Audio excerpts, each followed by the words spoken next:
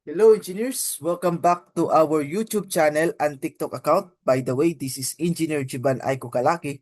At sa araw na to, isasagutan natin itong tanong from the recent REE April 2026 board examination. Okay, without further ado, let's start our discussion. So, sample problem number 2, Chemistry for Engineers REE April 2026. So, itong tanong natin dito, engineers, is horizontal chemical in periodic table is called A. Hydra, B. Alkaline, C. Base, D. Acid. So, itong tanong na to, engineers, is one of the confusing and tricky question in the recent board exam. Kasi yung choices natin dito ay is yung sagot is wala sa choices. But for educational purposes, i-discuss pa rin natin siya. So, horizontal chemical in periodic table. So, dapat meron tayong periodic table dito, engineers. So, ito yung ating periodic table. So, sa periodic table, engineers, we have row or we have row or the horizontal, and we also have the vertical or the columns. So, yung horizontal natin dito, engineers, is called periods. So, meron tayong ilang horizontal row. 1, 2, 3, 4, 5, 6, 7. So, itatanong nyo, bakit 7 lang, sir? Eh, meron namang kasunod dito na lanthanum at saka actinium. Bakit hindi 8? Hindi 9. Kasi yung explanation dyan, engineers, we have 1, 2, 3, 4, 5. Pagdating dito sa cesium at saka barium, yung kasunod ng barium dito is yung ating lanthanum. Lanthanum up to the deuterium. After sa deuterium, engineers, babalik niya ng hafnium up to the radon. And then in terms sa row number 7 naman, which is francium, radium, yung susunod dito is the actinium.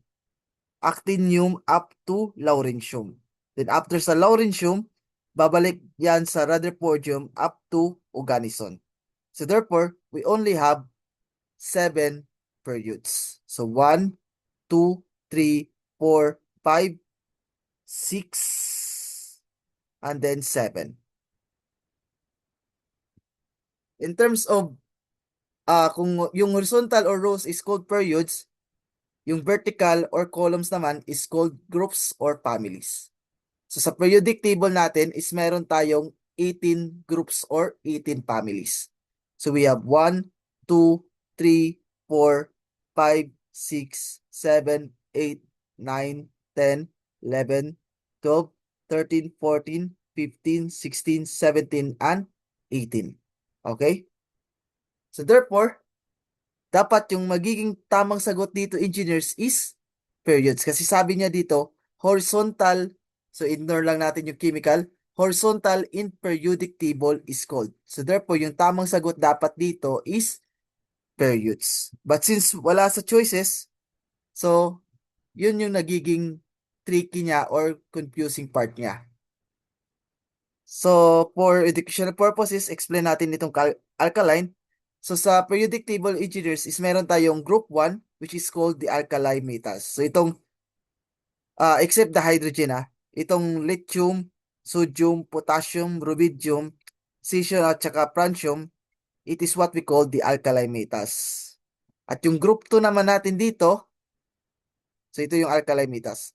At yung group 2 naman natin, is what we call the alkaline earth metals. So we have beryllium, magnesium, calcium, strontium, barium, at saka radium. So therefore, yung alkaline is not the correct answer. Since this is a column or groups or families. Next naman is yung base. Base naman is a substance that can accept hydrogen ions. Ulitin natin. Base is a substance that accept hydrogen ions.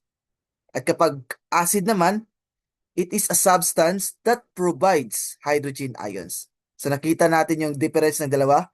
Yung base accept hydrogen ions, yung acid naman provides hydrogen ions. Then yung pinaka confusing choices natin dito is yung hydra. So hydra is a type for hydrogen, or hydrides. Okay? So kung titingnan natin, wala tayong mapipiling sagot dito. So sa mga nag-take ng REE April 2026 Board Exam Engineer, so paki-comment po ng naging sagot nyo sa tanong na to. So feel free to comment at our comment section or chat box. So dito na magtatapos yung ating discussion today. I hope may natutunan kayong bago sa araw na to, and maraming salamat sa panonood. Please like, share at subscribe sa ating YouTube channel at TikTok account para mas marami pa po tayong ma-reach at matulungan ng mga aspiring board exam takers. So yun lang, maraming salamat and see you next time.